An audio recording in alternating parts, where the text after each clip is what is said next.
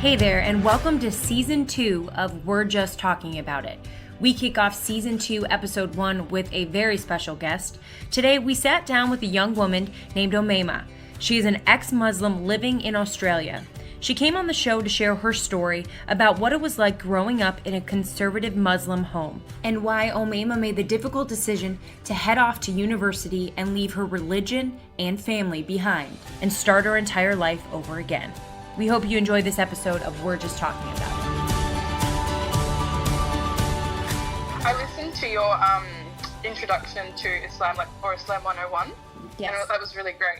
Oh, that was good. cool. Thank you. Thank you for listening. Our goal on this show is just to give people who are Muslim, who are connected to Islam, a chance to talk about Islam in their view, whatever's personal to them. We're not trying to be negative or positive. We just want to be honest and realistic.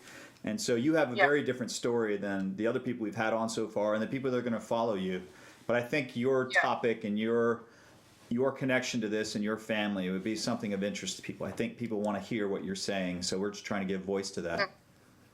That's awesome. That's what made me feel really good about coming on, was the fact that there's no agenda. And I think the issue that a lot of ex-Muslims have is getting their voice out there without supporting an agenda that they don't agree with, if that makes sense. It tends to be like a lot of very conservative or right wing, which is fine if that's what people support. But a lot of ex-Muslims tend to be quite liberal in their views, and the only people that are willing to have them on are people that are pushing an overall. So it's quite difficult. So I think it's really awesome that the only thing that you guys are actually concerned about is getting a variety of voices out there and a holistic picture of what's actually happening. Absolutely. That's really, really great. Yeah. Yeah, we had one of our podcasts, we actually talk about that, all the voices surrounding Islam that there are in the world and how there are so many agendas driven, why. And it's hard just to let everybody speak and not try to push an agenda. But you're right, it's especially for somebody who's left Islam, you're going to get a lot of people with heavy agendas that would love to have you come on because it helps them with their overall belief. And that's just... Exactly. I don't think that's very healthy for the conversation. It's almost like using people to further a narrow agenda. Yeah, absolutely. Yeah, it's quite difficult to navigate. Just give a real quick biography, as much detail as you want to go into. I don't want to get too personal, but maybe where were you born? When did you end up in Australia? If you want to talk about where you went to school, your education level, where you're at right now, or whatever your career field is. Just a quick biography so people know who you are. Yeah, sure. So I'm an Australian Egyptian. Was born in Egypt, came to Australia when I was a year old, and have lived here ever since. So we live in New South Wales of Australia, about an hour and a half away from Sydney, which is the capital city. My education. So I went up to uni, but university, but found it quite difficult it was around the same time that I was trying to leave the faith, that I was sort of a year and a half into it. And that caused quite a bit of disruption. I can imagine, mentally. Yeah. And I wanted to move away from the area that I was studying as well, because it was close to home.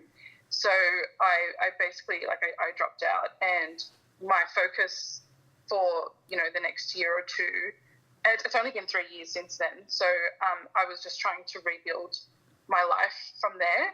So, literally, at the time I was working part-time in retail at Target, the Australian version of Target. I know there's quite a bit of a difference, I've heard. Your Target sounds amazing, by the way. Yeah, here we call it Target. It's very nice. Yeah. We say that as a joke, Yeah. So I was working part-time there, just between uni, and I just transferred stores to the area that I ended up moving to in Sydney.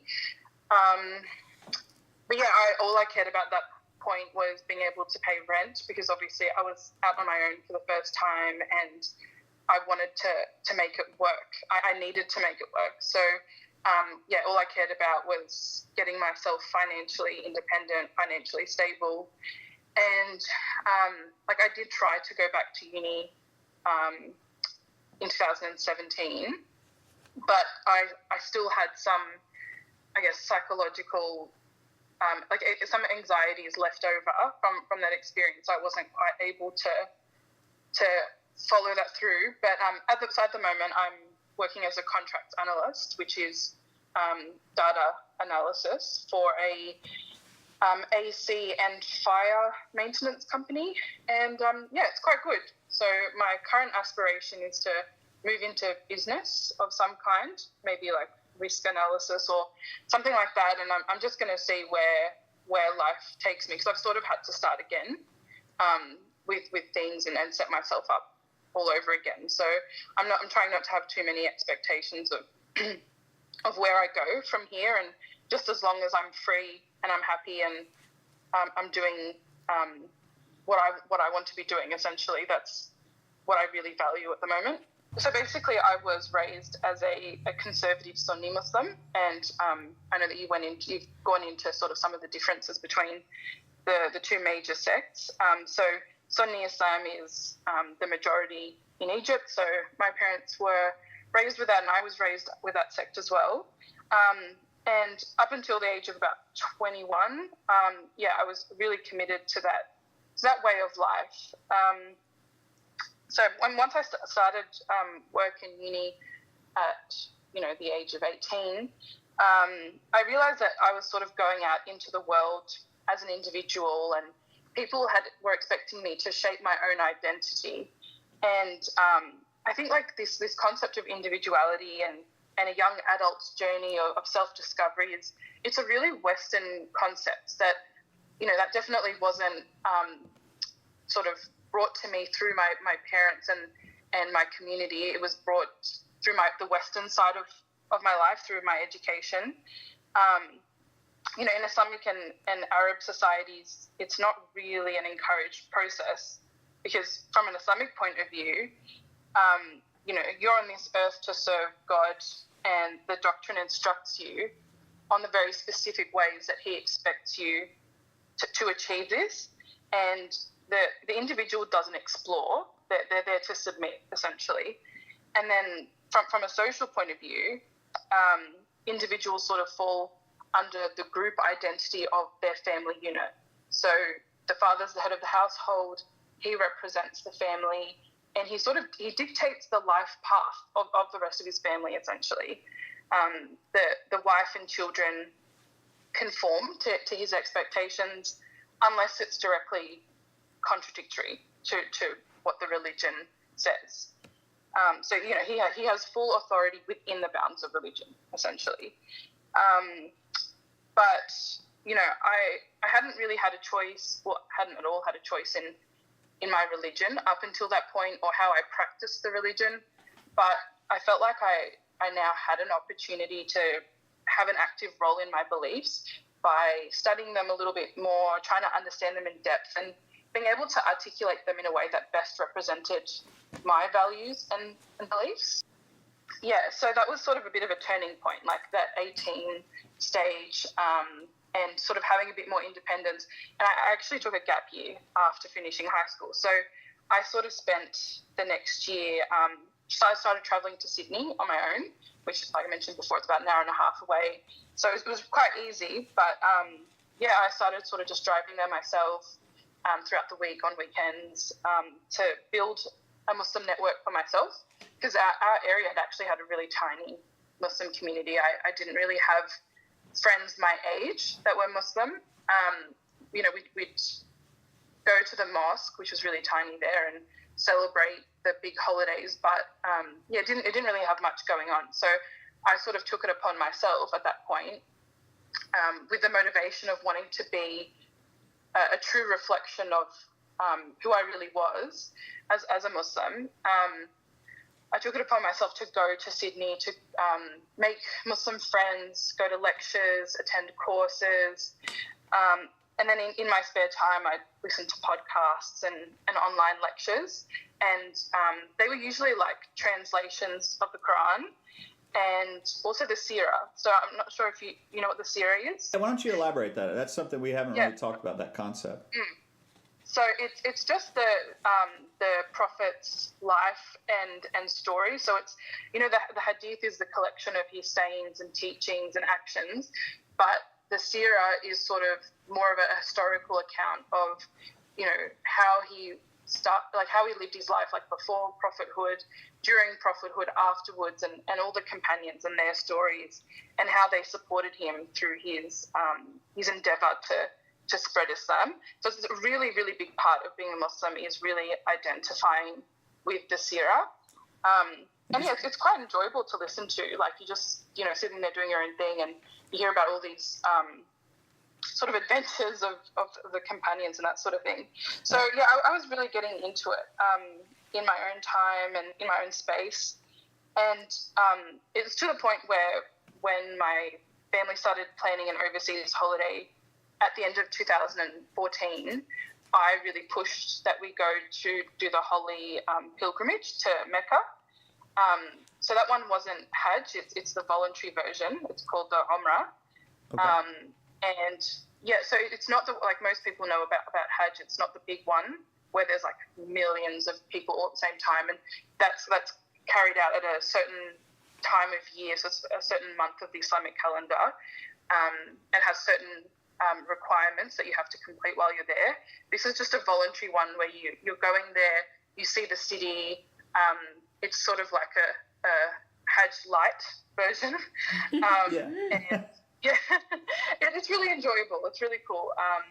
So Omayma, if I can jump in real quick. So at this point, just to recap, you have gone through high school. You're taking a gap year, which here in America we don't really do as much. We don't, or at least we don't call it that. Sometimes that's just staying at home with your parents for a while and making enough money to go to college or to uni. So you're in your gap year. You're still practicing Muslim, and you are really exploring on your own. You're meeting other Muslims in Sydney. You're digging into a lot more things that you didn't study before. One of those being the Sira, which I think, is that pretty close? Is that the Arabic word for Sunnah, or something similar to that we might be familiar with? So it sort of complements the Sunnah. So the Sunnah is comprised of the Hadith, which is the physical practices of the Prophet. So, you know, the Prophet used to pray certain prayers. He used to wear a certain thing. He used to sleep on his right side, not his left side. That's all Sunnah. You know what I mean? Like all the actual religious components or the religious rituals that he'd engage with, they're documented in the Hadith. They're classified according to the strength of narration, and then we practice those as Sunnah. The Sira is purely like just a historical, just relaying sort of the historical journey of the Prophet's life. It's just to really fill in any of the gaps in the Sunnah, but it doesn't have a religious practice to it. You know, you don't really engage with it in your day-to-day life. It's more just for you to increase your love for the Prophet and to increase your relation to the whole journey and your appreciation for the fact that they were able to bring it to you all the way from the 7th century, if that makes sense. So it gives you that connection, that emotional connection, I guess, to the whole story. Yeah, I think that's a great explanation, and I do have some books of that. Now that I've read that, I can see what you're talking about, a little bit of the difference. It's not something that we explore as much in an Intro to Islam course, but that's actually a pretty interesting component of it. So there you are, deeply immersed. I'll let you continue there. You're kind of digging into the religion. You're trying to convince your own parents, hey, let's take a small Hajj. Let's exactly go to Mecca. Exactly, yeah. So we went, actually ended up going over the new year of 2015. And that was a really interesting experience. I was actually there and I was like, I got inspired to want to study Islam more in Saudi, which just looking back is insane. But I wanted to move there and actually start studying it for myself. I was that immersed and I was like, okay, you know, this is my purpose for being here.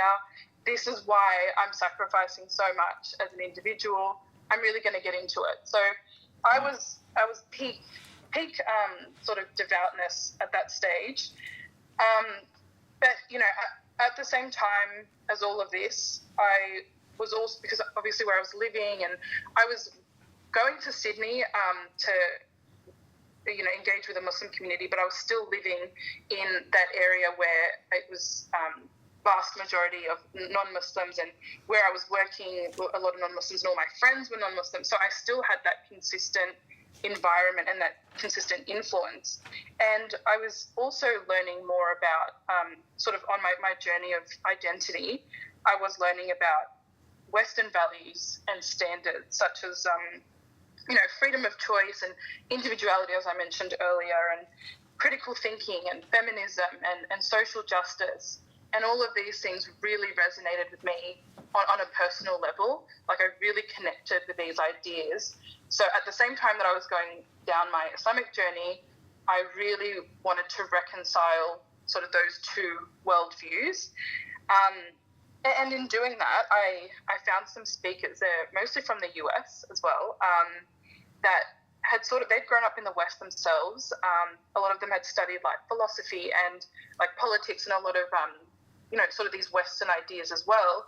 And they found a way of framing Islamic principles using like Western logic and terminology.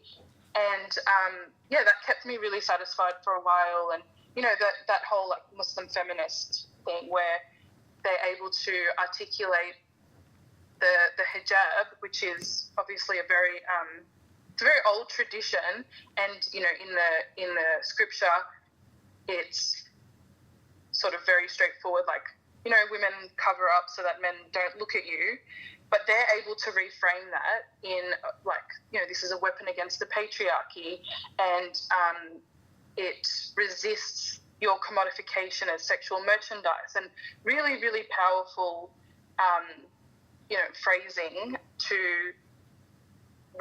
basically reconcile feminism with something I was already engaging with. So that was I guess really, really positive for a while. But ultimately there is a fatal flaw when you try to combine religion with reason and logic. And essentially, like the way that I think of it is that religious people use these methods, which is rationale and critical thinking, to justify a set of non-negotiable beliefs. So you're not going into it with an open mind and a willingness to explore all the options and accept whatever conclusion has the strongest case.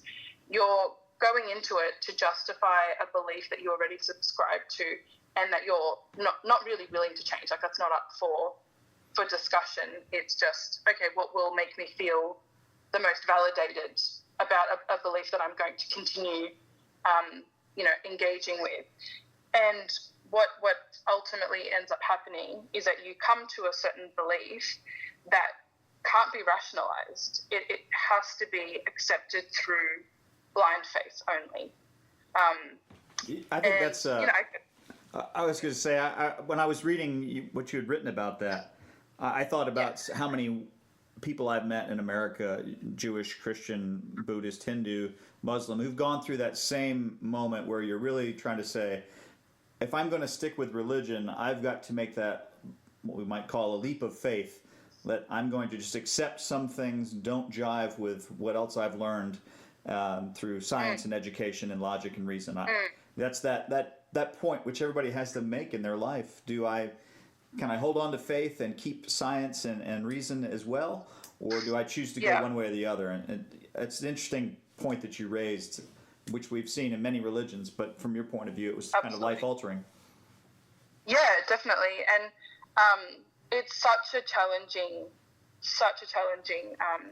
decision to make, because obviously, like, you do have the choice of combining the two and happily going on with your life as usual. But I think for me, like, intellectual honesty is so important. And if and I'm very black and white just as a person, and I think I'm a bit all or nothing. So I definitely got to a point where I was pursuing reason and logic and starting to accept some of the maybe opposing views of the practices that I was engaging with, like hijab, and I found that the argument against it actually made more sense to me than the argument for it.